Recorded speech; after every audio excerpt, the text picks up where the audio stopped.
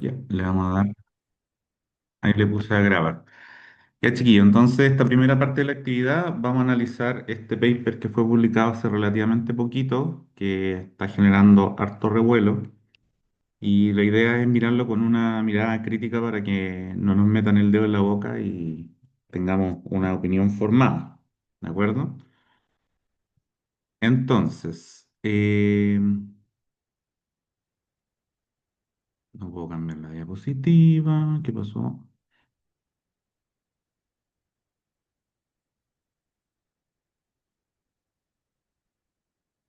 Como que no me responde la flechita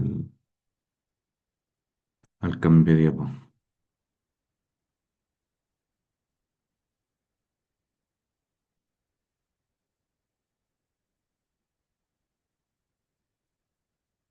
Se soltó. Ya, ahí estamos. Bueno, entonces lo que hizo este estudio fue evaluar pacientes adultos con 18 años o más con shock séptico y esta definición basada en el sepsis 3 en pacientes con una infección sospechada o confirmada con elevación de lactato sobre 2 y que requirieran de vasopresores para obtener una PAM mayor o igual a 65 una vez ya se le haya administrado 20 ml kilo de cristaloide en 60 minutos. Y estos pacientes fueron aleatorizados en menos de 4 horas desde de que cumplían los criterios. Entonces, lo primero es entender que estos pacientes ya estaban con tratamiento andando, fluidoterapia y vasopresores al momento de que fueron elegidos.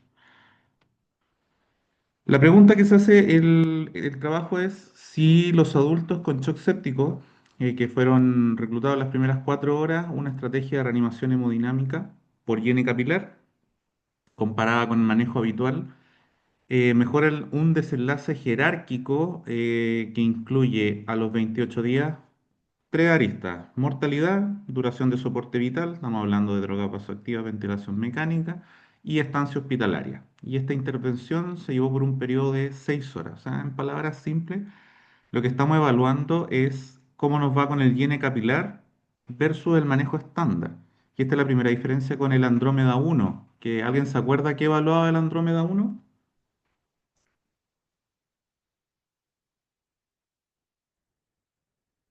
La no inferioridad del el uso del tiempo de Gene Capital para guiar terapias comparado con lactato.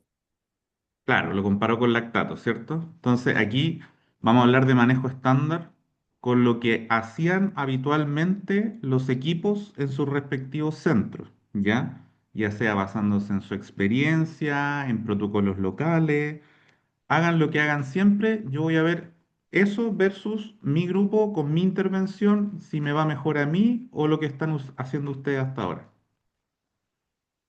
Entonces, ya dijimos, los pacientes son los que cumplían las características de shock séptico que mencionamos.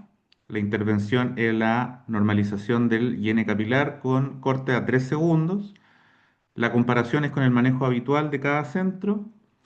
Y el desenlace jerárquico al que hacen mención, recordar que tiene metido en un mismo saco mortalidad, duración de soporte vital y estancia hospitalaria. Y esto lo voy a hacer por 6 horas y lo voy a medir a 28 días. Este fue un estudio, un ensayo clínico aleatorizado, multicéntrico, paralelo, abierto, con asignación 1:1, ocultamiento central de la asignación y análisis por win ratio estratificado por Apache 2.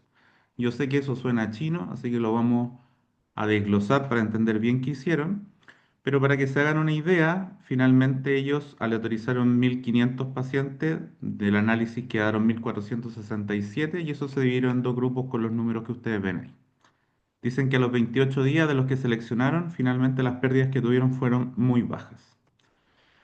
Entonces, que sea aleatorizado quiere decir que el paciente caía de forma azarosa entre las dos estrategias, mi reanimación en base a hiene capilar o lo que se hace siempre. Multicéntrico quiere decir que se hizo en varios lados, en este caso fueron 19 países y 86 unidades de cuidados intensivos en total.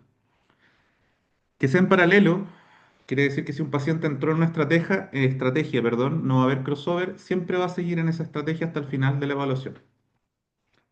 Que sea abierto quiere decir que no es ciego. Y esto tiene mucha lógica porque el equipo de salud que trataba a los pacientes sabía qué estaba haciendo si es que estaban en la rama de la intervención, tenían que seguir el protocolo que vamos a ver más adelante. O sea, mantener esto ciego era muy difícil. Por lo tanto, ellos sabían a qué rama estaban atendiendo al momento de llevar a cabo la reanimación. Ya la asignación uno a uno quiere decir que el paciente tenía la misma posibilidad de caer en la rama estándar versus la de la intervención.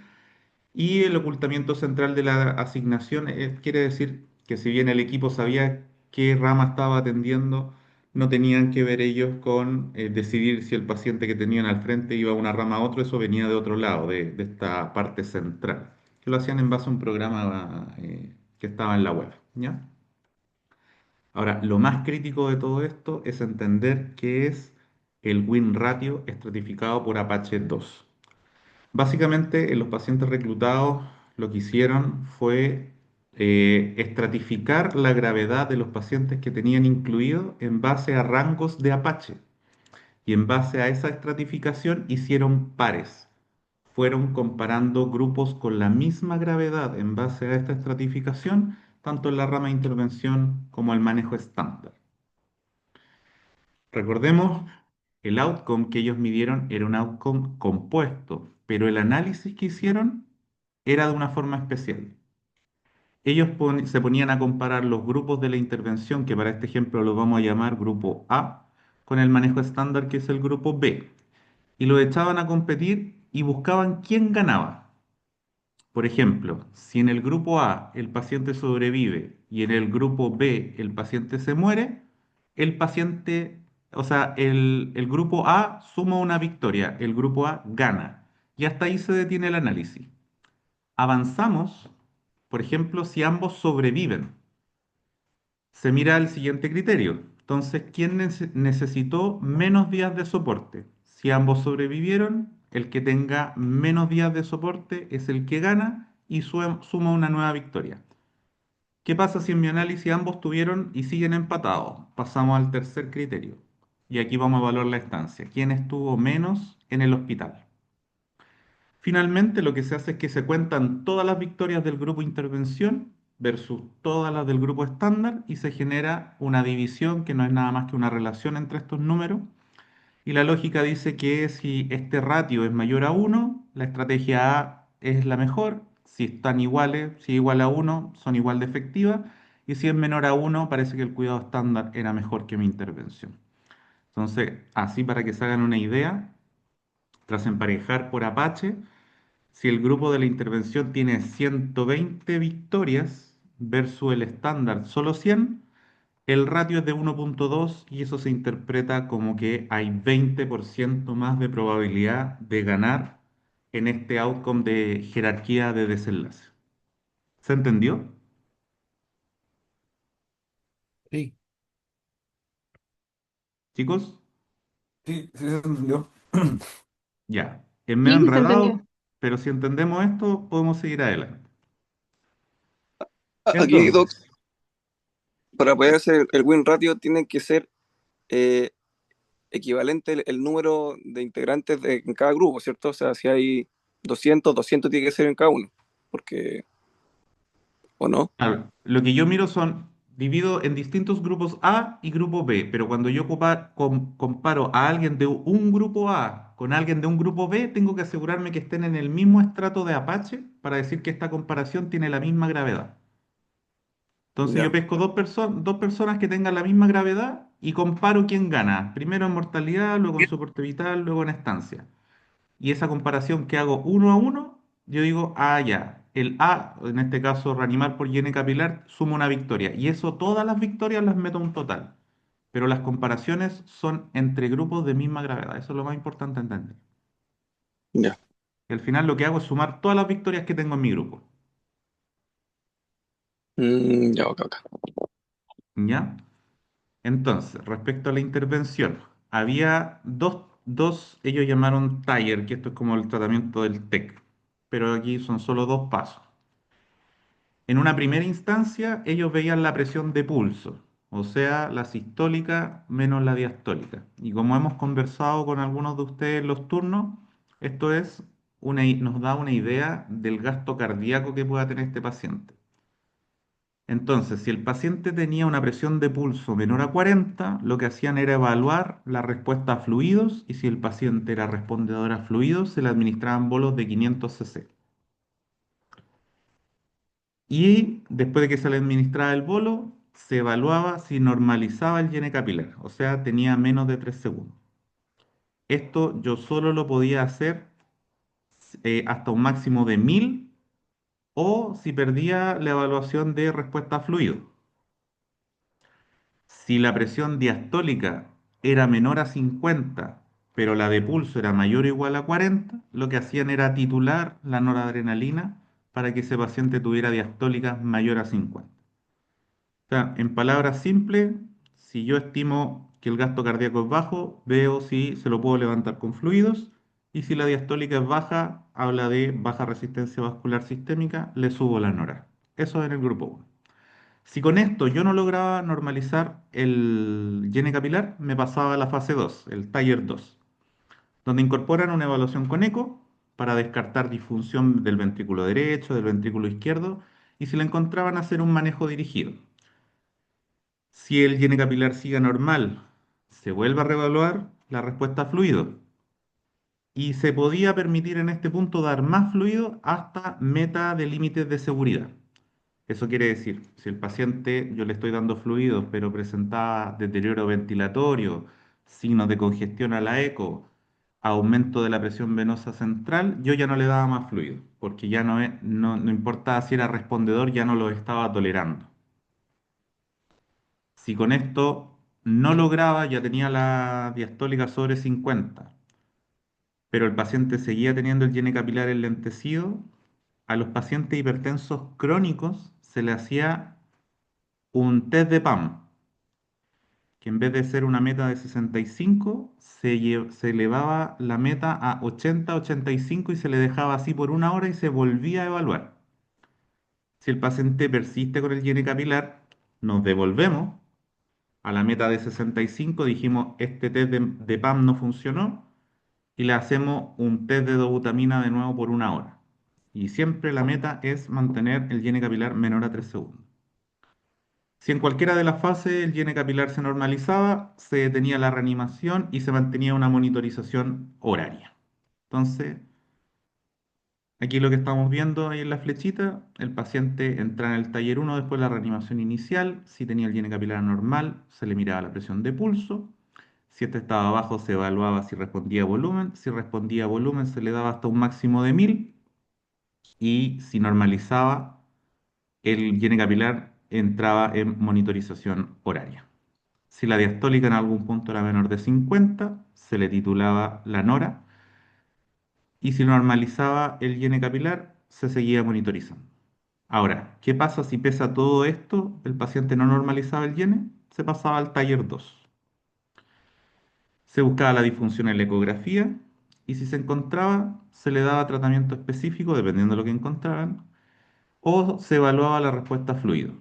Y si era respondedor, se le seguía dando fluido hasta que básicamente este entró en un ciclo hasta que dejaran de ser respondedores a fluido. Si el paciente tenía hipertensión previa, se le hacía el test de presión arterial media, recuerden que duraba una hora, y si no tenía hipertensión, no se le hacía el test de PAM o no lograba la normalización del llene capilar, se hacía el test de dobutamina, y si no lograba normalizar, ya ahí entraban a terapias de rescate que no especifican muy bien para el desenlace de esto, ¿ya? Pero si lograba normalizar con todo esto, el paciente se iba a monitorización horaria. Eso es básicamente el protocolo que seguían los pacientes que entraban en el grupo de intervención. Entonces, ¿cómo evaluaba la respuesta a volumen? No estaba estandarizado, le decía, o sea, cada centro podía elegir cuál era el estándar con el cual podían evaluar la respuesta a volumen.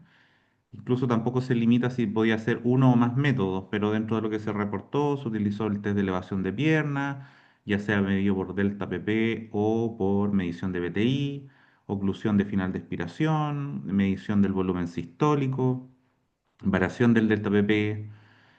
Y todo de acuerdo a las metas que se consideran positivas a las pruebas de acuerdo a la literatura, ¿ya? Si el test de elevación de pierna era mayor o igual a 10, si el delta BTI era mayor a 15, etcétera. Solo ahí se procedía a la administración de fluido. Y como comentamos, los límites de seguridad, sí es que se lo definía cada uno, pero finalmente era si había deterioro respiratorio o signos de sobrecarga, ¿ya? Entonces, en palabras simples, a diferencia del Andrómeda 1, el Andrómeda Shock 2 es un trabajo positivo. Ellos demostraron beneficios. Lo que necesito que entendamos ahora es todas las triquiñuelas que trataron de hacer para que esto diera positivo, ¿ya? Entonces, en este outcome compuesto a los 28, el win ratio era de 16, 1.16, con un intervalo de confianza que no pasa por el 1, así que estamos bien, con un p-value menor a 0.05, que era lo que ellos habían establecido. Y esto a favor de la monitorización del IN capilar como meta de reanimación. Y los autores refieren que el componente del outcome compuesto que más colaboró a que esto fuera positivo era que la duración de soporte vital. ¿Ya? ¿Se entiende hasta ahí? Todo bien. Ya. Entonces, en este outcome compuesto, los autores demuestran que les va mejor si es que reaniman en base a higiene capilar. Pero hay un pero. Cuando yo meto todo un saco y analizo varios desenlaces, hay un riesgo de que yo esté validando algo como significativo, siendo que en realidad es solo ruido estadístico. Y volvemos a las bases de la estadística, donde recordamos lo que es el error tipo 1, que es la presencia de falsos positivos. Pero pese a que esto es bien complejo, lo que necesito que entiendan es que, por ejemplo, yo no estoy evaluando un solo desenlace, no estoy evaluando solo mortalidad, estoy evaluando tres cosas. Por lo tanto, si yo aumento mi cantidad de desenlaces, el efecto que produce cada uno de ellos es acumulativo. Y eso se le conoce como error tipo 1 familiar. Entre más desenlaces yo evalúo, más peso tiene cada uno. Y eso corro el riesgo yo como investigador de estar diciendo, ah, esto funciona, sin que sea necesariamente verdadero. Para que dimensionen un poquito, este trabajo evaluó cuatro pruebas independientes. El primero era el outcome compuesto y los outcomes es el outcome primario. Y los outcomes secundarios se dividió cada uno de los componentes. O sea, tenemos mortalidad por separado, tenemos soporte vital por separado y tenemos estancia hospitalaria. Y ahí son las cuatro pruebas. Yo como investigador digo que a cada uno le tolero que su alfa, o sea, su error tipo 1, sea del 5%. Si yo no hago algo al respecto, ya que estoy evaluándolos todos juntos, este error del 5% se eleva casi o sea, se eleva casi al 20%, al 18,5%. O sea, yo tengo un 18,5% de posibilidades de decir que este win ratio que yo gané fue verdadero, pero por eventos azarosos, no porque la estrategia funcione. Entonces, para eso hay que controlar el error tipo 1 familiar. Y para eso ellos ocuparon una estrategia que se llama gatekeeping, que es como ir abriendo puertas. Por eso la imagen que le pedí a ChatGPT trata de dilucidar eso. El gatekeeping es una estrategia estadística en la cual, si yo tengo un outcome compuesto jerárquico, voy a empezar a validar eh, el impacto que tuvieron los outcomes solo si validé el anterior. Eso quiere decir, para yo validar el segundo, tengo que validar el primero. Para validar el tercero, tengo que haber validado el segundo. Y si en algún punto esto no se valida, aunque los números me den, no puedo decir que lo que viene de aquí en adelante es válido porque no pude abrir esas puertas. Ese es como el resumen de cómo funciona esta estrategia. Entonces, como el outcome primario era el compuesto y ellos demostraron que había beneficio, puedo pasar a la segunda puerta, que es analizar la mortalidad por sí misma. Si esto fue significativo, yo puedo analizar los días libres de soporte vital. Y si esto es significativo, yo puedo recién analizar el impacto que tuvo en la estancia hospitalaria mi estrategia. ¿Cuál fue el problema? Si analizamos los componentes secundarios con gatekeeping, la mortalidad no fue significativa. El hazard ratio pasa por el 1, como ven aquí en la flechita. El p-value es demasiado elevado. La disminución del riesgo relativo es baja y eso nos da un NNT de aproximadamente de 1000 para con esta estrategia disminuir mortalidad. Por lo tanto, hasta acá llegó mi análisis, sin importar los datos que me den el soporte vital y la estancia hospitalaria, yo no los puedo validar porque mi análisis llegó hasta la mortalidad que fue la segunda puerta y ya no puedo seguir abriendo las otras. Sabiendo eso, reportaron igual y los días de soporte vital eran más significativos y la estancia hospitalaria era menor en el grupo de la intervención. Entonces, ¿cuál es la interpretación final? Esto tiene un beneficio modesto en un compuesto centrado en paciente y tengo una probabilidad del 16% de ganar si considero esas tres variables juntas y de forma jerárquica, pero por separado no. La mortalidad no se afecta y lo que puedo desprender del análisis, que lo hacen en un análisis en un anexo, es que bueno, independiente de que no mejore mortalidad, se usaron menos fluidos, se normalizó mejor el lactato, hubo menos cifras de elevación de, o sea, de presión venosa central y aumentó la tasa de regularización o normalización del llene capilar.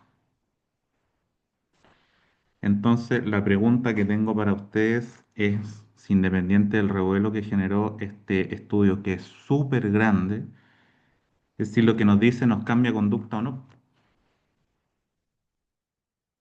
No sé si alguien tiene algún comentario o hay algo que no se haya entendido. Hola, ¿me escucha? ¿Se escucha? Miren, yo creo que más que, yo creo que estandariza conducta y facilita el manejo, en definitiva, en la cama del paciente, entendiendo que como era anteriormente el láctico, ahora como el tiene capilar, un medidor de la, o guía de la reanimación, entonces facilita y universaliza el acceso a esto. En definitiva, está al pie de la cama del paciente. Entonces, creo que esa es la conducta que se puede rescatar del estudio: la estandarización del manejo y la facilidad para poder ir guiando, al menos en el paciente que en definitiva está enfocado en el paciente que está en shock séptico inicial, pues, donde se asume que hay un acoplamiento entre la macro y microhemodinámica. No estamos hablando de un shock séptico más avanzado en el tiempo. Sí, en ese sentido yo creo que estandariza la conducta. Pero te das cuenta, si volvemos al Andrómeda 1, que pasó exactamente lo mismo, generó mucho revuelo, un estudio grande. Ese estudio es negativo al final, po. Lo que decía el Andrómeda 1 era que el lactato era tan bueno como, perdón, el llene capilar era tan bueno como el lactato y no logró la significancia, pero quedamos ahí como, ya, parece que es casi tan bueno como que eventualmente se podría ocupar o al menos no es tan malo. De hecho, si hubiera sido un estudio de no inferioridad, tal vez habría tenido resultado positivo, pero finalmente es un estudio negativo y esperábamos que en el 2 hicieran algo en la misma línea y se fueron por otro lado. Si hubieran analizado mortalidad, les sale negativo. Si hubieran analizado soporte vital, les sale apenas positivo. Y estancia hospitalaria, también. Entonces, mi sensación es que trataron de sacar algo con todo junto para decir, ya, sirve. Pero al finalmente, ¿sirve o no sirve?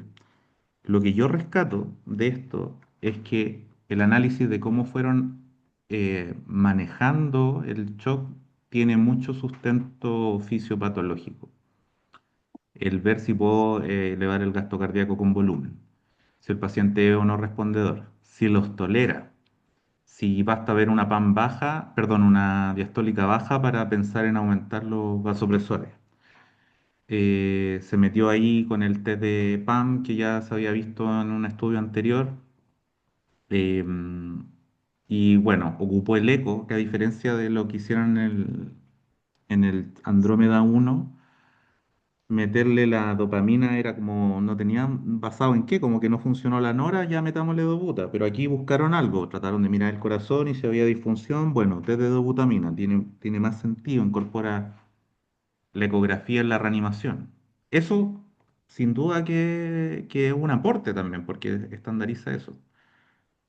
Pero lo que yo trato de, o rescato, y no sé cuál es la apreciación que se quede en ustedes, es que este estudio volvió con la misma sensación de ser muy ambicioso y finalmente lo que demostró significancia, puta,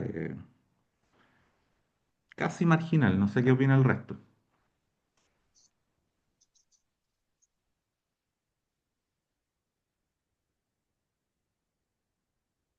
¿Aló? Entonces, oye, Carlos, entonces finalmente tuvo como el punto positivo fue demostrar menos tiempo de soporte vital. Mortalidad No, entendí que no. ellos tenían este outcome compuesto de mortalidad, soporte y estancia. Y Ya, dijeron, todo esto es una sola cosa que vamos a medir. Si nosotros consideramos estas tres cosas en uno solo, hacerlo por hiene capilar es mejor. ya, El tema es que cuando dijeron ya, ¿y esto es mejor porque se mueren menos los pacientes? No. Parece que el ya, beneficio viene mayormente dado por el soporte vital. Y tiene lógica porque vieron que ocupaste menos fluido, menos droga vasoactiva, menos dobutamina. Ya. ¿Y usted me puede decir que el beneficio es por soporte vital? Lo analizaron y no podían concluir que eso era significativo, porque la mortalidad les mm, cerró la puerta, no les permitió abrir la siguiente puerta en el análisis. ¿Cachai? Entonces, si mm. yo mido todo, esto da beneficio. Si lo mido por separado, no. No Me en hace, nada, en ninguna de las tres. Es que no, los números de soporte vital y estancia son positivos, pero no te permite asignarle significado porque la mortalidad que ellos estaban viendo no dio significancia. Esto yo lo Mm, comparaba, por ejemplo, con ¿se acuerdan los MASE del Hard Score? sí, Nosotros medimos el MASE. ¿Y qué son los MASE? Bueno, cualquier wea, mortalidad, mortalidad cardiovascular, que te dé un infarto, que te hagan cirugía de revascularización, que te hagan una coronariografía, todo me da lo mismo. Lo meto todo a un saco claro. y esos son los MASE. Acá no, metieron todo a un saco, pero lo jerarquizaron. Primero era más importante la mortalidad, luego el soporte, luego la estancia hospitalaria. Entonces el análisis de eso no es que lo puedo separar tan fácil. Por eso ocupan esta herramienta de ir abriendo las puertitas, para yo decir que significancia, es decir, los números de la significancia del soporte, tiene primero que haber sido significativa la mortalidad, y en ese análisis no lo fue. Por lo tanto, yo no le puedo dar valor al soporte vital, pese a que los números estadísticamente dan positivo. Y lo mismo con la estancia hospitalaria. Parece que estos pacientes están menos tiempo en el hospital, pero tampoco le puedo atraer valor. Entonces a mí lo que me hace ruido es decir, sí, demostramos significancia en este menjúnjer que armamos, pero cuando vemos las partes, no. No suena como que se arreglaron los números para decir que esto fue positivo, o solo a mí me genera esa sensación. Sí, sí, po. Aparte que el intervalo de confianza pasa muy cerca del uno, como que es 1,02 a 1,33 el intervalo de confianza del estudio. Claro, pero con que no pase por el uno, ellos ya les basta para decir, ya, este intervalo de confianza es confiable. Sí. El p-value le dio menos de su corte, o sea, el p es menor que el alfa que ellos se dijeron en un momento, sí, entonces significativo. Por eso ellos validaron este win ratio, es que, Es de la pucha, entrada al final, el análisis estadístico que hicieron. yo les voy a ser honesto, yo sin ChatGPT no sé si me hubiera dado la cabeza para entender toda la estadística que hay detrás. Y Mm. yo estoy aludiendo a que traté de explicárselo de forma la más sencilla que encontré.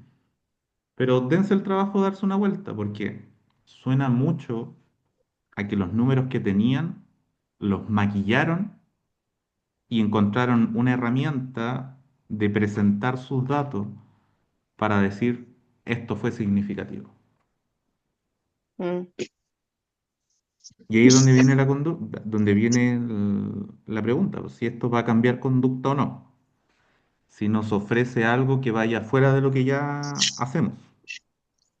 Ahora yo creo que mm, no, no, solo como que sí destaca como en beneficio lo mismo que mencionó el Nico, que como que está muy estandarizado todas las intervenciones que hicieron en los pacientes de acuerdo a los distintos outcomes que van viendo y que van pasando, como se dieron plazos, cuánto se iba a administrar de fluido, etcétera, etcétera. Y es igual, es un buen ejemplo a seguir, más la intervención que es medirlo según llene capilar, al final no es mucho en realidad la diferencia. Ellos ganan es marginal. Pero, insisto, reanimación basada en fisiología me parece súper atractivo y ellos pescan pacientes no desde que se diagnosticó el shock séptico, sino desde que ya está intervenido. O sea, están, tomaron conceptos de reanimación, yo creo que se han venido viendo en el último tiempo en la literatura. Primero, inicio precoz de vasopresores.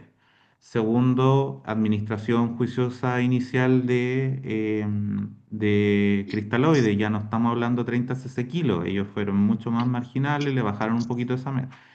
Y una vez que ya le habían pasado fluido y habían partido los vasopresores, empieza este protocolo que en verdad lo que hace es cuestionar qué necesita el paciente. Si tiene la presión de pulso baja, le falta gasto cardíaco. Ya, ¿y en base a qué? ¿A que le falta volumen o le falta potencia al corazón? Si tiene la diastólica baja, la resistencia está baja, entonces le faltan más vasopresores. Pero ¿qué cosa no evaluó? Porque esto quiero que entiendan que en ningún sentido coordinar 86 UCI en 19 países debe ser fácil. Eso no lo pongo en duda. La calidad del trabajo es buena y fue muy ambicioso.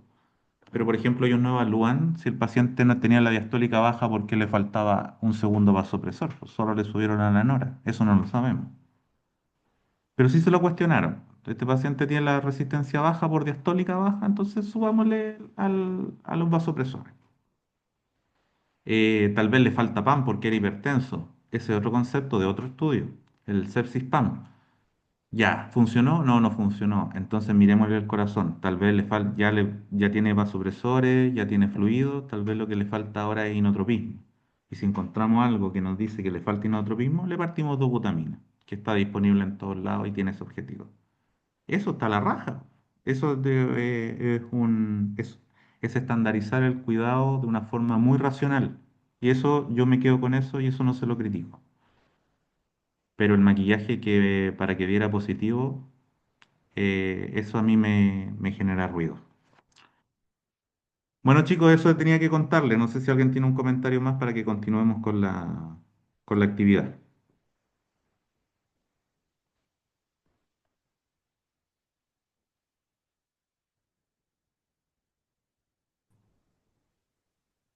Ya. Entonces, hoy día vamos a hablar acerca de la descompensación del EPOC y el uso de ventilación mecánica no invasiva. ¿Ya?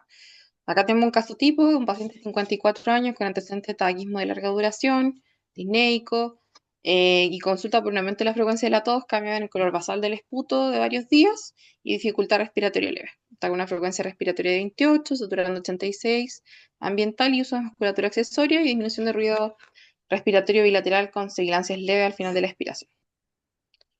Ahora, cómo se define la exacerbación del EPOC? Es un evento agudo que se caracteriza por el empeoramiento de los síntomas y específicamente de estos tres: aumento en la tos, aumento en la cantidad o las características del esputo y disnea. ¿Por qué esto es importante? Porque afecta al 5% de la población, es altamente prevalente el EPOC y corresponde a la tercera causa de muerte en Estados Unidos y cerca del 20% de las hospitalizaciones en pacientes mayores a 65 años.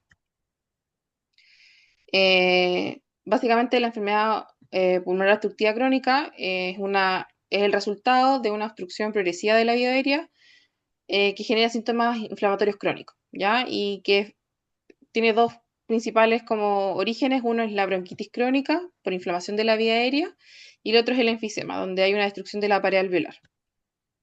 Y está generalmente causada por el consumo crónico de sustancias tóxicas, como por ejemplo el tabaco o exposición a contaminantes ambientales, y también se asocia al déficit de alfa-1 antitripsina. Lo que vamos a ver en los pulmones de estos pacientes son dos cosas. Por un lado, La bronquitis lo que genera es un chant de perfusión, zonas que no están ventiladas pero sí perfundidas, y el enfisema se asocia más a un aumento del espacio muerto con zonas que están ventiladas pero no perfundidas. Y de los posibles descompensantes, hay tres principalmente, que son las gatillantes como bacterias, virus o contaminantes ambientales, y generalmente el 70% de las exacerbaciones se asocian a alguna infección viral o bacteriana.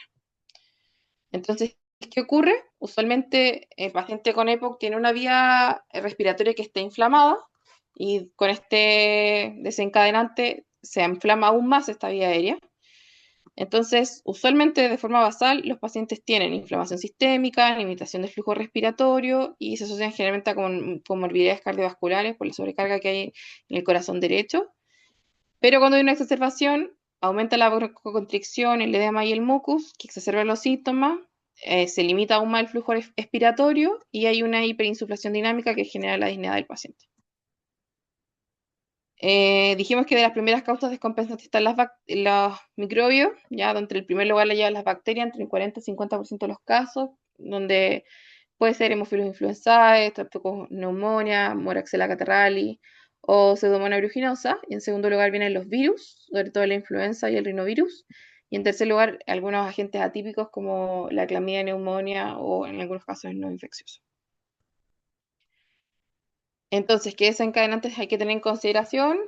Las bacterias, que el paciente tenga alguna ingesta medicamentosa, que por ejemplo lleva depresión del tracto respiratorio, los contaminantes ambientales, el frío, que el paciente no tenga adherencia a los tratamientos o que esté cursando con alguna otra infección que lo descompense, como una neumonía o algo así.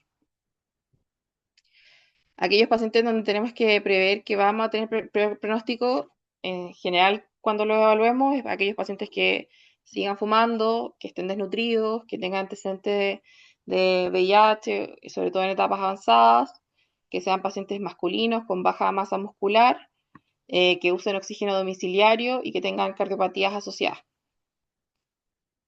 Hay cuatro fenotipos más frecuentes. Uno es el exacerbador frecuente, que se caracteriza por tener más de 2 exacerbaciones al año y tiene mayor riesgo de hospitalización. Está el predominantemente enfisematoso, que es un paciente que clínicamente se va a ver más caquéxico y que al momento de nosotros partir el manejo inicial va a tener una baja respuesta a la broncodilatación y poca tos, ¿ya? Está el paciente que es predominantemente bronquítico crónico y este va a tener mejor respuesta a los broncodilatadores y también más secreción y menos disnea. Y también está la mezcla o el overlap de asma con EPOC, que se caracteriza por una reversibilidad parcial con broncodilatadores, eosinofilia en los exámenes de laboratorio y una respuesta a corticoides inhalados. ¿Qué cosas nos dan gravedad y que deberíamos buscar en el momento de evaluar estos pacientes? Que el paciente haya tenido más de 2 exacerbaciones en el último año, más de una hospitalización por EPOC, uso de oxígeno domiciliario, que requiere ventilación mecánica no invasiva en el domicilio o CPAP, que tiene una fracción de eyección o un FEV1 menor a 30%, o que tenga un BEF1 desconocido pero funcionalidad muy limitada. Entonces, volviendo a este caballero, ¿qué cosas tenemos que abordar en la evaluación primaria? Primero, ver si está protegiendo vía aérea, que va a ser importante para definir qué tipo de manejo vamos a elegir. Y en respecto a la ventilación, eh, evaluar la saturación de oxígeno, la mecánica ventilatoria, si hay cianosis distal o no, el uso de musculatura accesoria. Y dentro de nuestras medidas primarias, deberíamos considerar, además de asegurar la vía aérea, si es que no la protege, tener una meta de saturación de oxígeno entre un 88 y un 92%, partir ventilación mecánica no invasiva como BiPAP, que el cual se tiene que evitar si el paciente no está protegiendo vía aérea, no la tolera, no está consciente, ahí se consideraría CENAF o si es que no la protege, intubar al paciente. Y también tener como primera línea el uso de broncodilatadores, corticoides y antibióticos. En el caso de intubar, considerar la ketamina, que tiene un efecto broncodilatador en estos pacientes. Más adelante voy a ahondar un poco más de eso. Y también en este tipo de pacientes siempre asegurar vías venosas periféricas, la monitorización, evaluar cómo está la hemodinamia también. Si este paciente está muy hemodinámicamente inestable, está choqueado, Ahí también nos va a llevar a tomar ciertas decisiones respecto a qué tipo de ventilación vamos a usar con estos pacientes. Evaluar también el grado de compromiso de conciencia, porque también nos habla un poco de qué tan hipercápnico está el paciente que nos estamos enfrentando y en realidad exponerlo, buscar algún otro posible diagnóstico diferencial que esté justificando la insuficiencia respiratoria del paciente, como un neumotórax, por ejemplo. Al examen físico tenemos que fijarnos si está taquipnéico, el uso de musculatura accesoria, la incapacidad para hablar frases completas, que tenga poca entrada de aire, que tenga postura en trípode, labios fruncidos o alteración del nivel de conciencia. Todo habla de un trabajo respiratorio aumentado. Y en el examen del tórax, fijarnos si tiene sibilancias, que traducen al final una menor entrada del aire global, si tiene disminución unilateral de la expansibilidad o de los ruidos, que puede hablar de un neumotórax. Y hay que recordar que los pacientes que tienen EPOC también son más propensos a formar bulas y estas bulas a generar neumotórax espontáneo. Entonces es importante tenerlo en nuestra mente como posible diagnóstico diferencial. O también buscar el examen físico de forma dirigida hallazgos focales que puedan orientar a un diagnóstico diferencial como la neumonía. Y en el examen cardíaco también tener en mente que estos pacientes pueden presentarse con insuficiencia cardíaca, ver si tienen algún soplo, que pueda hablar de insuficiencia cardíaca congestiva, si hay hepatomegalia o edema. Entonces, ¿por qué es importante? Y lo recalco los de los diagnósticos diferenciales, porque hasta el 85% de los pacientes hospitalizados con EPOC tienen diagnósticos concomitantes o alternativos, ¿ya? Entonces siempre tener en mente la neumonía, la insuficiencia cardíaca congestiva, el neumotórax y el síndrome coronario agudo al momento de evaluar estos pacientes. En los exámenes de laboratorio podemos pedir el hemograma, principalmente para ver el nivel de anemia que puede estar descompensando la disnea y el grado de eosinofilia. Al nivel de los análisis bioquímicos, ahora la función renal, hepática y los electrolitos plasmáticos en estos pacientes. Más adelante voy a hablar un poquito acerca de la gasometría, si es que pedimos a todos, arteriales o venosos. Pedirle un radio de tórax que nos va a permitir evaluar posibles diagnósticos diferenciales o complicaciones asociadas al EPOC. Y los electros con troponina nos ayudan primero a ver si es que hay alguna arritmia asociada a la descompensación de EPOC, pero también para ver si es que el paciente puede estar con un síndrome coronario agudo o con una disfunción del ventrículo derecho. Y considerar la toma de PCRs o paneles virales en temporada de influenza COVID, si es que pienso que puede ser uno de los descompensantes. Ahora, respecto a la gasometría, que nos va a permitir hablar o evaluar si es que el pH del paciente, la PaCO2 y la PaO2, cuando elegir arterial o venoso, la venosa en realidad puede ser utilizada en pacientes que están estables y nos va a permitir principalmente evaluar la hipercapnia y la acidosis. Y cuando de entrada pedir una gasometría arterial en aquellos pacientes que tienen alteración de conciencia, que están iniciando o que yo considero que voy a iniciar el uso de ventilación mecánica no invasiva, que esté saturando menos de 88%, que tenga una frecuencia respiratoria mayor a 30 o que esté fatigado, o, o que clínicamente yo esté sospechando de que tiene una acidosis respiratoria, ¿ya? También hay que ver cómo están en estos gases, por ejemplo, podemos tener un pH disminuido con el PCO2 aumentado, ahí estamos frente a una acidosis respiratoria hipercápnica y es lo que tenemos que ir a buscar dirigidamente. También podemos tener un paciente que está con un pH normal, pero que tiene el PCO2 aumentado y eso habla de que probablemente tiene una hipercapnia crónica que está siendo compensada. Y eso lo podemos evidenciar en los niveles de bicarbonato del paciente que probablemente van a estar aumentados y eso habla de compensación crónica.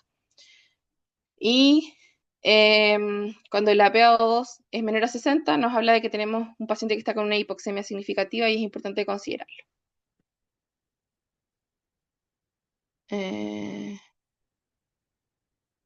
Ya, después, no me cambia la diapo.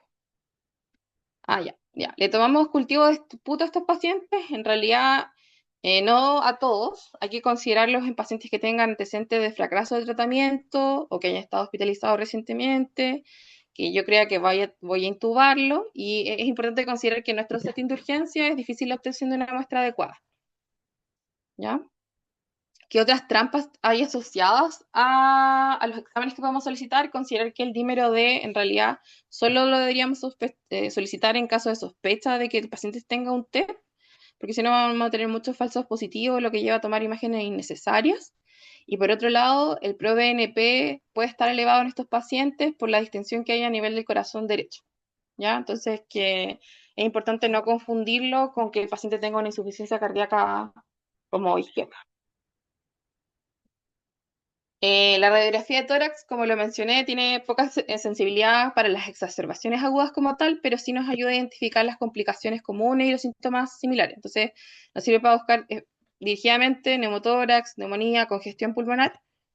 Y lo que vamos a buscar o que nos habla de EPOC y que podemos identificar en un paciente que tiene el antecedente como aquellos que no lo tienen, son pulmones que están radiolúcidos e hiperinsuflados, que tienen diafragmas planos y que tienen la sombra del corazón estrecha. Y en la proyección anteroposterior, ay, justo no se ve, pero un aumento del diámetro anteroposterior. ¿Le tomamos TAC de rutina a estos pacientes? La verdad es que no. Solamente lo vamos a solicitar en aquellos casos seleccionados donde sospechamos que el paciente puede estar con un neumotórax oculto, considerando que tiene una bula que posiblemente se puede haber reventado, aquellos que están con hemoptisis significativa, que tenga sospecha de un TEP, aquellos pacientes que están inmunocomprometidos o con fiebre persistente y para evaluar las masas, bulas o abscesos. Electrocardiograma, como lo mencioné previamente, uy, no salen las imágenes. Espérenme, las voy a mostrar desde la otra forma. Pero, bueno, en la imagen de arriba mostraba una fibrilación auricular y la de abajo mostraba una taquicardia auricular multifocal, ¿ya? Lo más común de encontrar en este tipo de pacientes es la fibrilación auricular y el flutter, ¿ya? Y esto está dado porque hay una insuficiencia cardíaca derecha que se debe a que cuando los pacientes tienen hipoxemia crónica y vasoconstricción pulmonar, esta vasoconstricción pulmonar aumenta la poscarga del ventrículo derecho y eso empieza a generar remodelaciones en el ventrículo derecho. Entonces, hay un agrandamiento de las aurículas derechas y eso se puede ver reflejado en arritmias como la fibrilación auricular y el flutter, y en el caso de las exacerbaciones principalmente, lo más común es que estén asociados a taquicardias auriculares multifocales, que son autolimitadas, ya que una vez que uno controla la exacerbación, esto revierte. ¿Cuál es el manejo de estos pacientes? Primero la oxigenoterapia, ya considerar que para el manejo de estos pacientes tenemos que considerar que estos pacientes de forma crónica están compensando su hipoxemia crónica y su hipercapnia, y que acá los niveles de dióxido de carbono tienen un valor una regulación importante del centro respiratorio. Entonces, usualmente el centro respiratorio estimula el trabajo de los músculos respiratorios, lo que promueve la ventilación alveolar, lo que va a aumentar o disminuir los niveles de PCO2 y eso se va a traducir a un grado de pH o de hidriones que están dando vuelta en el cuerpo y eso a la vez estimula el centro respiratorio. Si nosotros a estos pacientes los sobrereanimamos, le damos más oxígeno, se pierde un poquito esta estimulación que genera la hipercapnia a nivel del centro respiratorio. Entonces es importante que la saturación de oxígeno esté entre el 88 y el 92% y no más que eso. ¿Ya? No se cargaron ninguna de las fotos. Bueno, en la primera imagen ven una naricera y es una opción válida, así que yo creo que el paciente no está tan apremiado de manejarlo, considerando que no puedo dar flujos tan altos y que puedo escalar rápidamente y que es una medida de salvataje mientras que estoy escalando a una medida más prolongada, ¿ya? ¿Qué otras opciones tenemos? La máscara de Venturi, en tercer lugar la imagen de una BNI, un BIPAP, si es que tengo alguna contraindicación y creo que el paciente no me la está tolerando mucho, en algunos casos se pueden considerar la CENAF, lo voy a hablar más adelante, y si no, cabe la posibilidad de que tengamos que tomar la decisión de ver si es que este paciente lo necesito intubar o considerar conversarlo con la familia, ver si este paciente es un paciente que tiene exacerbaciones frecuentes, cuáles son sus expectativas respecto al tratamiento, si hay algún tipo de adecuación del esfuerzo terapéutico que tengamos que hacer para definir si queremos o no un manejo activo. Hablemos un poquito entonces ahora de ventilación mecánica en el EPOC. O sea, no invasiva en el EPOC. Es importante considerarlo como un puente fisiológico, ya que nos permite una descarga de la musculatura respiratoria, corrige la acidosis respiratoria y evita la intubación endotraqueal. ¿Ya? Hay que recordar entonces que en la exacerbación del EPOC hay un estrechamiento de las vías aéreas, hay acumulación de mucosidad en las vías respiratorias y edema de las vías respiratorias. ¿Ya? Y esto a la larga lo que se traduce es en hiperinsuflación pulmonar y elevación de la presión positiva al final de la expiración, o un autopip, que al final es un ciclo donde el paciente sigue reteniendo aire y no ventilando adecuadamente. ¿Ya? Esto al final lleva a un aumento del trabajo respiratorio, que el trabajo respiratorio al final es el sistema, es la energía que usa el sistema respiratorio para movilizar el aire dentro y fuera de los pulmones. Y tiene un componente que tiene que ver con la elasticidad y otro con la resistencia. Entonces, la presión nos habla en esta ecuación de trabajo respiratorio, nos habla de la carga mecánica y depende, la parte de la resistencia depende del flujo de la resistencia de la vía aérea y la elástica depende del volumen y la elastancia, ¿cierto? Entonces, tenemos que en estos pacientes aumenta la resistencia en la vía aérea, está el flujo limitado y por lo tanto vamos a tener un trabajo respiratorio aumentado, el paciente requiere más energía para poder movilizar el aire dentro y fuera de los pulmones, lo que se asocia a fatiga muscular, retención de dióxido de carbono y acidosis respiratoria. Y a nivel sistémico, mayor depresión del centro respiratorio, vasoconstricción pulmonar, que ya lo mencioné previamente, que al final aumenta la poscarga del ventrículo derecho, llevando a otras repercusiones hemodinámicas. ¿En qué nos ayuda la ventilación mecánica no invasiva y en particular la que es B-level o VPAP? Es que, por un lado, el EPAP, que es la presión que se le entrega al paciente a través de la inspiración, reduce la carga inspiratoria del paciente, y por otro lado, el EPAP vence el autopip que tienen estos pacientes hepóticos. Entonces, le permite aumentar como el intercambio de aire que se puede ocurrir a través de la exhalación y que los pacientes no retengan. Y al final, mejorar la ventilación alveolar, que se pueda limpiar el dióxido de carbono que se está acumulando y normalizar el pH. Esto está demostrado que tiene una tasa de éxito en exacerbaciones agudas hipercápnicas de un 88 a un 85%, si es que se aplica de forma precoz y con criterios de selección adecuados, ¿ya? Siendo máxima el beneficio en aquellos pacientes que tienen una acidosis moderada. Y también está demostrado y evidenciado en la guía GOLD, en la TLS y en Lancet, que disminuye la mortalidad en un 50%, en un 65% la necesidad de ventilación invasiva, la estancia hospitalaria de 3 a 5 días y algunas complicaciones asociadas a las hospitalizaciones, sobre todo la neumonía asociada a ventilación mecánica. O sea que en realidad tiene varios beneficios si es que lo aprendemos a usar de forma oportuna. También hay otros estudios que van en la misma línea, pero que han demostrado, por ejemplo, en el caso del Florali, que pudieran haber algún tipo de ventajas del uso de SENAF en estos pacientes en cuanto al confort y la oxigenación. Sin embargo, la ventilación mecánica no invasiva sigue siendo el superior en la corrección de la hipercapnia, que es lo que estamos buscando al final con este tratamiento. Y el Diablo, que es otro estudio del 2016 publicado en el JAMA, evaluó el uso de acetazolamida, que es un inhibidor de la anhidrasa carbónica, en la alcalosis metabólica, y ahí demostró que no hubo una reducción al final significativa del tiempo de ventilación, pero sí los pacientes presentaban un menor bicarbonato plasmático. ¿Cuándo está indicado el uso de ventilación mecánica no invasiva? Y deberíamos plantearlo de entrada al momento de hablar a nuestros pacientes, en aquellos que tengan un pH bajo 7,35 con una PO2 mayor a 45, que tengan una frecuencia respiratoria sobre 25 o 30 respiraciones por minuto, que estén usando musculatura accesoria, que tengan disnea con trabajo respiratorio elevado, o aquellos que tengan una hipoxemia persistente con una saturación menor a 90, a pesar de que tenga una oxigenoterapia controlada o de este como aumento progresivo de la oxigenoterapia que les mencioné anteriormente. ¿Cuáles son las contraindicaciones? Aquellos pacientes que hayan tenido un paro cardiorrespiratorio o un deterioro inminente del nivel de conciencia, que estén inestables hemodinámicamente graves o en shock, que tengan vómitos recurrentes o que no protegen la vía aérea, que tengan secreciones abundantes no manejables, o aquellos que tengan un traumatismo facial, cirugía reciente de la vía aérea o deformidades anatómicas severas, que al final no van a permitir un cierre adecuado bueno, ninguna de estas en realidad, aumenta los riesgos asociados al uso de la ventilación mecánica no invasiva. ¿Cuáles son los parámetros iniciales que deberíamos considerar? El uso del IPAP de 10 a 15 centímetros de agua, el cual podemos ir ajustando de 3 a 5 centímetros de agua según el volumen minuto y la presión arterial de dióxido de carbono. Y la expiración o el EPAP de 4 a 6 centímetros de agua para lograr una FiO2 de un 88 a un 92%.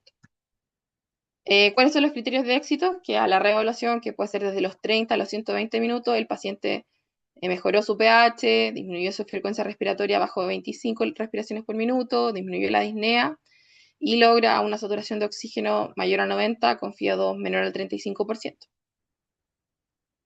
¿Cuáles son aquellos predictores de fracaso temprano que es importante que consideremos? Que el paciente haya llegado con un Glasgow menor a 11, que tenga una frecuencia respiratoria mayor a 30, que tenga una pH2 mayor a 29 puntos, o que al momento del ingreso haya tenido un pH menor a 7,25 y que persista o que persista bajo esto a las 2 horas del tratamiento.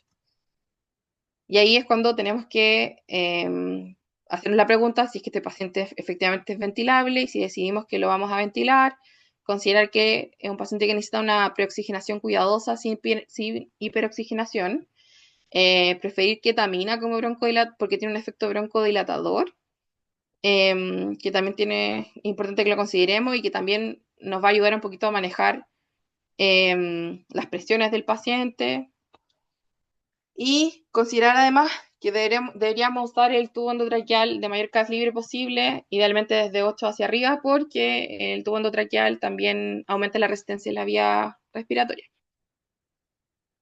¿Y cómo vamos a configurar la ventilación mecánica? Un volumen total de 6 a 8 ml por kilo de peso ideal, con una frecuencia respiratoria que es un poco más baja, de 10 a 14 respiraciones por minuto, con un PIB de 5 idealmente, y una FiO2 inicial de 40-60%, ajustándola según saturación. Lo otro que es importante que no aparece aquí en la tabla es que igual uno puede ajustar la relación de la inspiración y la expiración, y se recomienda que sea al menos de 1:2 para aumentar la aspiración en estos pacientes y que se pueda ir barriendo el dióxido de carbono. Y además de la oxigenoterapia, también hay otras terapias que deberíamos partir desde el inicio, y lo mencioné previamente, como el uso de broncodilatadores, donde tenemos varias alternativas que se usan en nuestra urgencia. Considerar siempre partir con salbutamol de 2 a 5 miligramos cada 15 a 20 minutos continuos por nebulización hasta la mejoría clínica, ¿ya? Siempre partir con el salbutamol, no partir con el verodual de entradas, porque esto nos va a dar un inicio como más inmediato del efecto broncodilatador en los pacientes, y considerar asociarlo con 0,5 miligramos de bromuro de patropio cada 20 minutos de las primeras 2 horas. También es importante considerar que se prefiere el uso de aire comprimido para la nebulización que el oxígeno. Eso.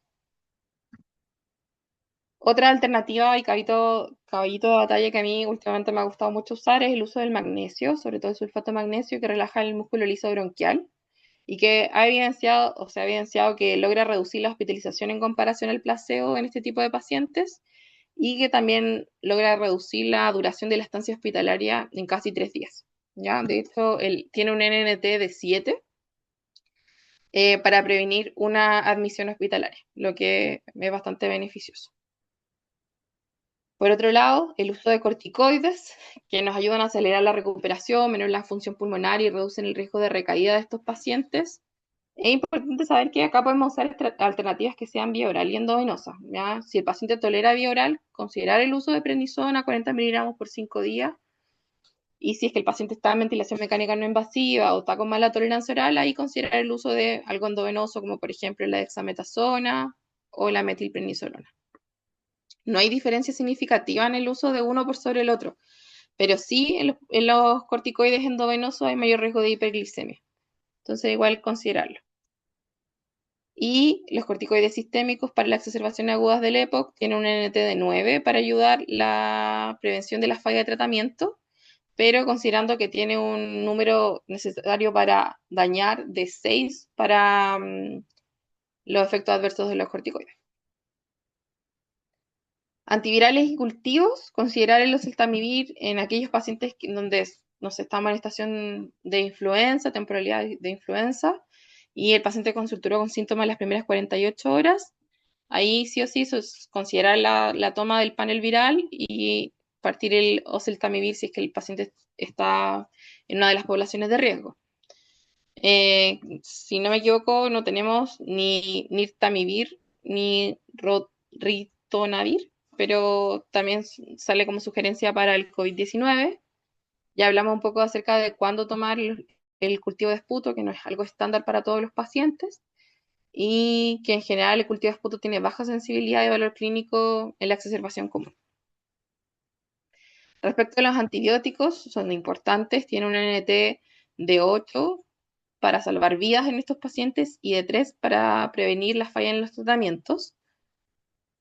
Y hay que adecuarlos a si el paciente va a estar hospitalizado o es ambulatorio. ¿Ya? Tenemos opciones si es que el paciente tiene algún riesgo de pseudomonas, por ejemplo, que tenga una época avanzado, que tenga cultivos de esputo previos positivos para pseudomonas, o alguna hospitalización frecuente, o uso frecuente de antibióticos, de esteroides sistémicos, ahí considerar partir en primera línea con antibióticos como el levofloxacino o el pipetazo.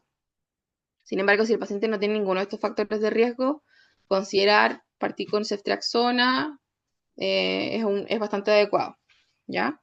Por otro lado, en el caso del manejo ambulatorio, tenemos varias alternativas como la citromicina, la doxiciclina, clotrimazol, el amoxicilina con ácido clavulánico y el ciprofosfacino, que de todo esto es el único que cubre Pseudomonas. Entonces, en resumen, el oxígeno es el primer pilar. En segundo lugar, el uso de broncodilatadores, como el salbutamol y el bromolepatropio. La corticoterapia, que puede ser vía oral o endovenosa, considerando si es que el paciente tiene o no vía oral y los efectos adversos que tienen los corticoides. Y elegir el antibiótico endovenoso en aquellos pacientes que van a estar siendo hospitalizados, de acuerdo a si tienen o no riesgo de infección por pseudomonas.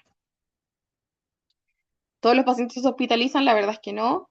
Considerar el alta hospitalaria en aquellos pacientes que tienen síntomas leves a moderados, que tuvieron una buena respuesta al tratamiento inicial.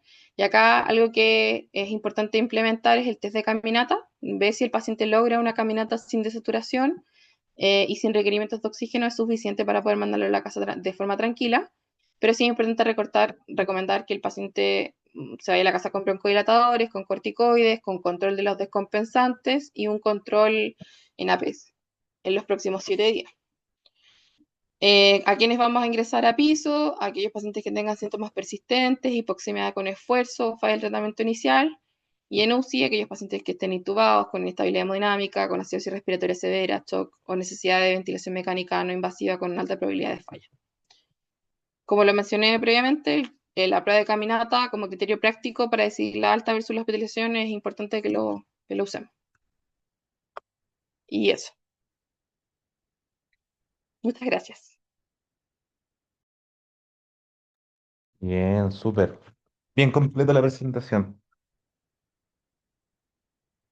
Ya. Yo sé que lo tocaste un poquito, pero tengo una pura preguntita, que es pregunta bien frecuente en los exámenes. Ese rango 88-92 que le dejamos como lorito al paciente hipótico, ¿de dónde viene? Si no me equivoco, tiene que ver con los receptores centrales como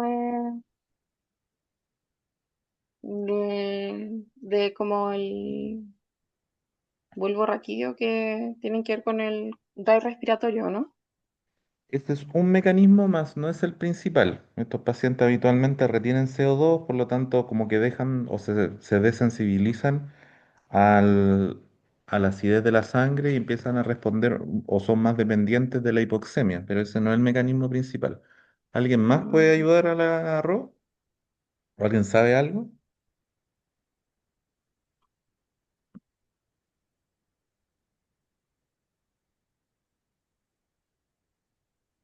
Ya, cortito para no dar la lata. Existe algo de la fisiología pulmonar que se llama el efecto Haldane, que es cómo varía la sensibilidad o la captura de la hemoglobina a los distintos gases. Si ustedes tienen un paciente hepótico retenedor de CO2 y lo llenan de oxígeno, esa hemoglobina va a ser más afín por el oxígeno y va a soltar el dióxido de carbono. Y la única forma que eso sea transportado va a ser en la sangre, por lo tanto la PCO2 va a aumentar. Entonces, darle más oxígeno a estos pacientes puede colaborar con que retengan más CO2 y su sangre se vuelva más ácida. Y lo otro es que los pacientes hepóticos que tienen hartas zonas de shunt, que están hipoventiladas y mal perfundidas, si yo le doy mucho oxígeno, recuerden que el territorio capilar pulmonar frente a la hipoxia no se vasodilata como otros territorios, sino que se vasocontrae. Por lo tanto, voy a quitarle esa vasoconstricción y voy a hacer que parte del flujo se vaya a zonas que no están ventiladas. Entonces, a la larga, eso también va a ir en contra del paciente. Esos son los tres mecanismos por los cuales le exigimos menos a estos pacientes para que equilibrar el beneficio y el riesgo de darle mucho oxígeno. ¿Ya?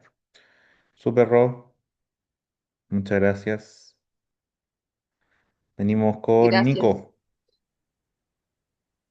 Sí, a ver, puedo compartir. Sí, bueno, ya. ¿Se ve algo, no?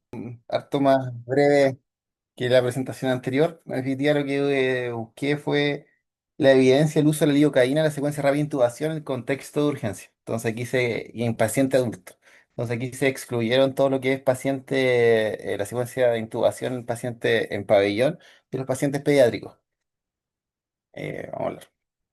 Bueno, esto es una revista chilena donde hablaban de el uso de la lidocaína en la secuencia rápida de intubación y donde aquí hablaban en definitiva que la lidocaína supuestamente se está utilizando para disminuir la resistencia vía respiratoria y la presión intracraneal.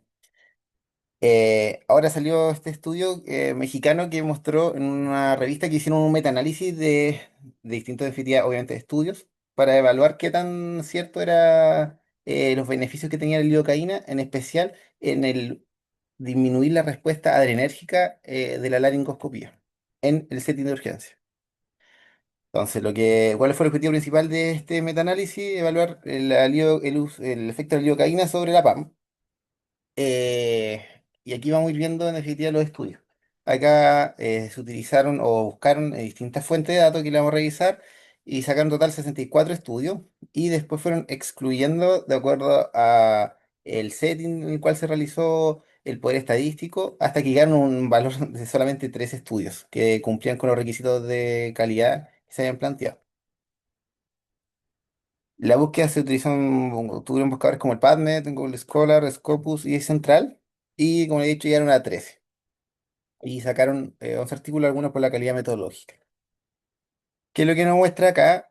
Aquí compararon los estudios más importantes fue el uso de lidocaína y no utilizar lidocaína en la secuencia rápida de intubación con los distintos bloqueadores neuromusculares que utilizan en el contexto de urgencia, con un rocurón y citrato de succinilcolina, donde aquí está la línea media y vemos si estaban los estudios a favor del uso de la lidocaína para disminuir la respuesta enérgica evaluada en el contexto, en este estudio por la PAM.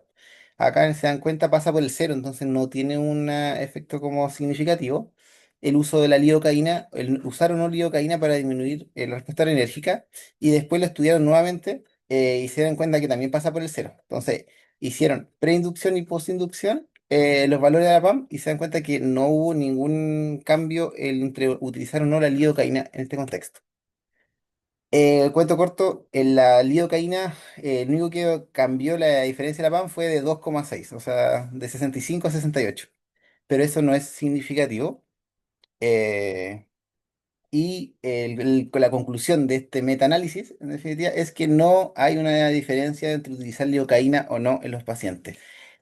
No habla mayormente del uso en los pacientes con hiperreactividad bronquial, porque hay estudios que son como contrario, hay estudios que muestran que podría ayudar un poquito a los pacientes con hiperreactividad bronquial y en otros sale que no. Y la PIC, en verdad, que disminuya o no genere aumento, perdón, en la PIC en los pacientes neurocríticos, no, ya está probado que no tiene mayor utilidad. Entonces, el único setting que nos podría estar ayudando en algunos pacientes es los pacientes con hiperreactividad bronquial con una baja calidad de evidencia. Pero en el resto de los pacientes, como utilizarlo en todos los pacientes como secuencia rápida de intubación, la verdad es que no tiene ningún beneficio en el setting de urgencia. En conclusiones generales, como le había dicho, la evidencia es mala. En el contexto de pabellón se utiliza, como habíamos comentado anteriormente, para disminuir el dolor del propofol, para también disminuir la tos post-extubación, pero no en el setting de urgencia. Así que es, en verdad es súper corto mi presentación, porque este estudio en verdad hizo bien la pega y buscó bien acotado, seleccionó bien los estudios y muestra que no deberíamos utilizarlo en todos los pacientes y solamente en un setting muy, muy, muy acotado. Eso. No sé si quedo dudas, consultas son hartas. Me Puro imagino humo. se hizo rápido, pero algo que ya habíamos conversado en verdad anteriormente. Lo busqué en No. rápido otras páginas, pero la verdad es que en todas partes es lo mismo. O sea, es más teórico los modelos y los estudios son súper antiguos, del 90 y del 2001, donde hablaba que la lidocaína podía tener un efecto en la PIC, Y es pero como, ya está descartado. Eso. este lo hemos hablado, y creo que con los becados de anestesia, que como que nos juzgan por no poner lidocaína en los pacientes, y es como, no es necesario. Sí, de hecho hay estudios y están hechos en el contexto de pabellón, po. Pero ahí encontré algunos muy antiguos en el setting de urgencia, del 2001, 2004, donde hablaba la utilidad de la lidocaína, pero después eso ya se fue descartando. Y este metaanálisis en verdad demuestra que la parte, la descarga enérgica al menos, no tiene ninguna utilidad. Entonces nosotros, al menos en mi opinión personal, con estos estudios y lo que encontré, que no deberíamos utilizarlo regularmente. Salvo excepciones que podría ser hiperreactividad bronquial, entendiendo que la calidad de la evidencia que hay es muy baja. Pero más de eso no. Súper. A todo esto se me olvidó mencionar después de la presentación del arroz. Ahí en el chat les mandé una foto de una pacientita hepática que llegó el otro día. Ya. No sé si vieron, el monitor está saturando con buena curva 37. En realidad bajo 40. No, la pletimografía no es tan confiable, así que le tomamos gases. Y estaba saturando 37 efectivamente. Así que para que vean la tolerancia que tienen estos pacientes a condiciones como extremas de hipoxia. A mí me impresiona porque hay pacientes que llegan muy mal y que siguen fumando, que no se tienen ningún tratamiento, Esta es la y Leonor, pasan. pues, no sé si algunos la conocen, pero es súper famosa. Siempre llega por encefalopatía hipercápnica y como que le pega la última pitida al pucho antes de subirse a la ambulancia. Una wea así como que. No, pero la foto está muy buena porque la curva estaba excelente. Claro. Y la, Sí, ese viejito que la, mencionan fue él, y el otro día nos llegó a turno con muso. ¿cómo se llama? Lo chistoso fue que fui a darle información a la familiar y estaba afuera fumando también, pues así que ya es una Mm. wea familiar, así. Ya, ya chiquillos, muy buenas las presentaciones de esta semana. Espero que empecemos a hacerla más seguidito para retomar las otras cositas que hacían del análisis de las conductas, esto de la lidocaína. Cortito, pero fue al hueso, que es como lo importante, para que no se sientan juzgados por los becados de anestesia. Para que entiendan que hay una razón de por cuál no la hacemos. ¿Ya? Súper bien. Que estén bonitos. No sé si alguien más tiene algún comentario o damos por finalizado la sesión de hoy. ¿No? Estuvo bueno, No. gracias. Ya, chiquillos, un abrazo, que estén bien, nos estamos viendo. Ya,